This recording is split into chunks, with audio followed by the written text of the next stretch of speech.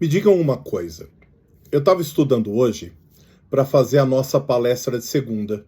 Esse esquenta de 10 minutos, que são as primeiras reflexões do nosso estudo da semana. E aí me veio uma questão na cabeça, que é sobre o capítulo que a gente vai estudar, né? E que fala, de certa forma, da justiça de Deus. Imaginem a seguinte situação. A gente tem um casal que tem um filho. E um segundo casal que tem um outro filho. O primeiro filho, ele nasce fisicamente perfeito. Ele nasce perfeito fisicamente, ele nasce com todas as questões cognitivas a 100%, né? Ou seja, com nenhum déficit de aprendizagem, né? Com nenhuma questão física que o limite.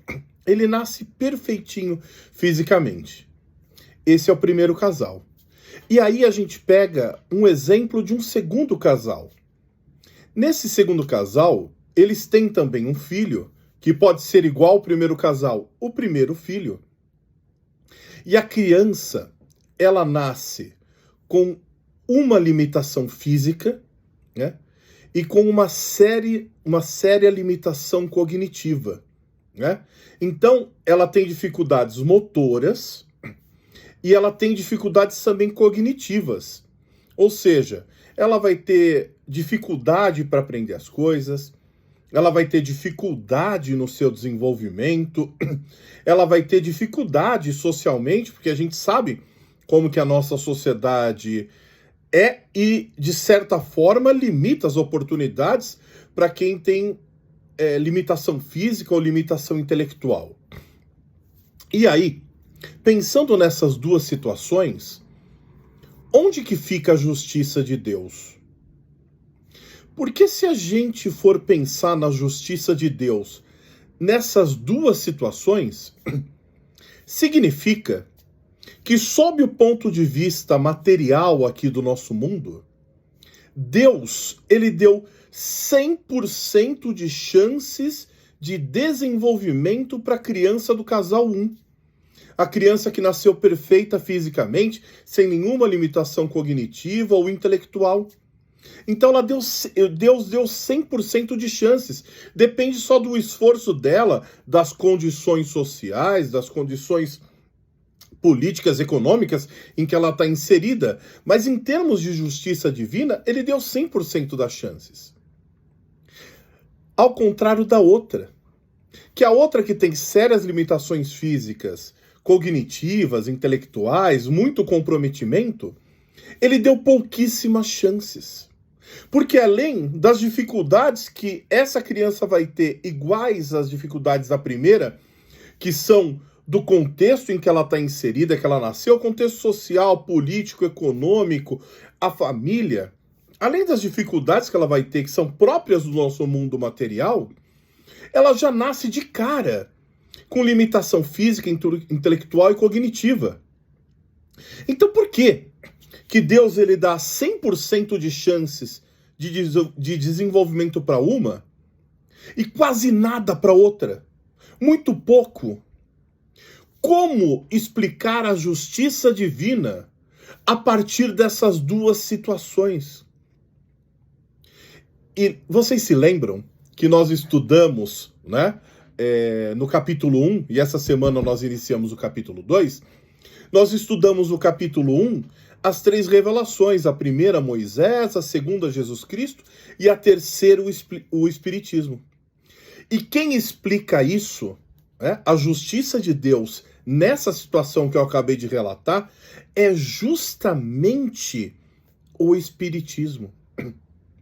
Porque eu desafio qualquer um a explicar a justiça divina nessas duas situações sem o advento da reencarnação e sem o advento da vida eterna, do nosso desenvolvimento eterno, em várias encarnações, ora encarnado, ora desencarnado, mas nos desenvolvendo sempre. Porque se a gente imaginar que não existe reencarnação, que a gente nasceu aqui, morreu, acabou, significa que Deus é absolutamente injusto, porque ele dá 100% de chances para uma e 0% para outra. Sem o advento da reencarnação e da vida eterna, do nosso desenvolvimento eterno como espíritos eternos. Agora, quando a gente leva, e aí é difícil até de explicar, a existência de Deus. Se nasceu aqui, morre aqui, acabou. Né? Agora, quando a gente pensa na reencarnação, quando a gente pensa na pluralidade das existências, quando a gente pensa em todas as possibilidades que nós temos quando encarnados e quando desencarnados de desenvolvimento moral e espiritual, a justiça de Deus é simples de explicar. Significa que aquela criança do casal 1 que nasceu fisicamente perfeita, sem nenhum comprometimento cognitivo nem limitação intelectual, ela já teve dezenas, centenas ou até milhares de outras encarnações. Ela é um espírito eterno que já foi criado, talvez há milhões de anos. O mesmo caso da criança que nasceu com comprometimento físico, intelectual e cognitivo. Essa criança também, ela já teve dezenas, centenas ou milhares de outras encarnações. E todas elas vêm se desenvolvendo. E nesse caso que eu expliquei, a gente encontra injustiça divina se a gente enxerga só essa vida. Esse período curto de uma encarnação, que é como se fosse um grãozinho de areia em todos os grãos de areia que a gente tem em todas as praias do planeta. Se a gente explicar só por esse trechinho. Porque quando a gente explica que todas elas, duas, já tiveram centenas, milhares ou até milhões de anos de história de evolução espiritual, a gente entende que o que uma está passando e o que a outra está passando, as oportunidades que essa tem hoje e que a outra tem, não tem nessa encarnação, nos dois casos são oportunidades dadas por Deus para o desenvolvimento, porque aqui é só um pedacinho da nossa vida como espíritos eternos. E é isso que a gente vai estudar essa semana que iniciamos o capítulo 2 do Evangelho segundo o Espiritismo. Terminamos a semana passada o último item do capítulo 1 e essa semana iniciamos o capítulo 2. Capítulo 2 que chama Meu Reino Não É Deste Mundo. Uma fala de Jesus. Jesus, ele disse, meu reino não é deste mundo. O que será que ele quer dizer com meu reino não é deste mundo? Né? Obviamente, na quarta-feira, às 20 horas, no nosso Evangelho do Lar, a gente vai aprofundar muito. Mas quando Jesus ele fala, meu reino não é deste mundo, será que ele se refere ao nosso planeta? Ao nosso mundo físico? Ou quando ele diz, meu reino não é deste mundo, ele está falando deste mundo orgulhoso, vaidoso, egoísta, cheio de mentiras, de intolerância em que vivemos.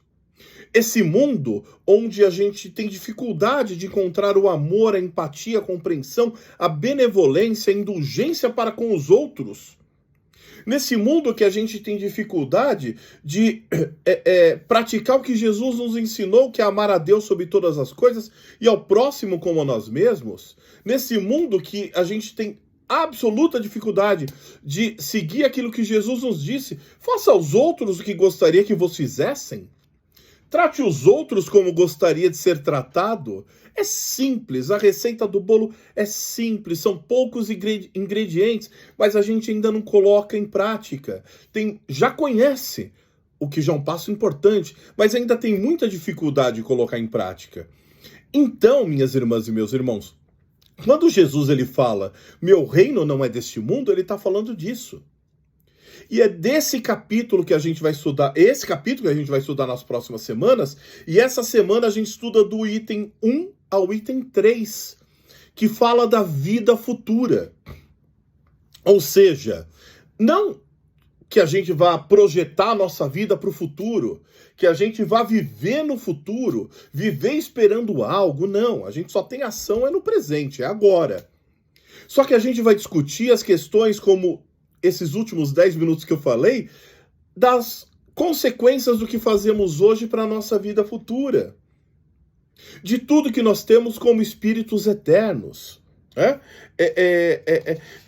Das metas que Jesus colocou para a humanidade, pensando na vida futura, na evolução planetária, não só para a regeneração, mas a caminho de um mundo feliz, né? Onde o amor impera, onde a gente consegue ser empático, ou seja, nos colocar no lugar do outro e enxergar o sofrimento do outro a partir dos olhos do outro e não a partir dos nossos próprios olhos.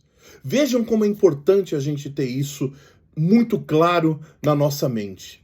Então, minhas irmãs e meus irmãos, eu espero todos vocês, quarta-feira, às 20 horas, na nossa live do Evangelho no Lar, essa live que reúne milhares de pessoas. Pra vocês terem ideia, entram em cerca de 5.000 pessoas todas as quartas-feiras. A gente sempre fica com uma média de 1.000 pessoas online assistindo o nosso estudo. Então eu espero vocês, quarta-feira, 20 horas, na nossa live do Evangelho no Lar, que é transmitido aqui pelo Instagram e aqui pelo YouTube. Tá bom? Fiquem todos com Deus e até quarta-feira.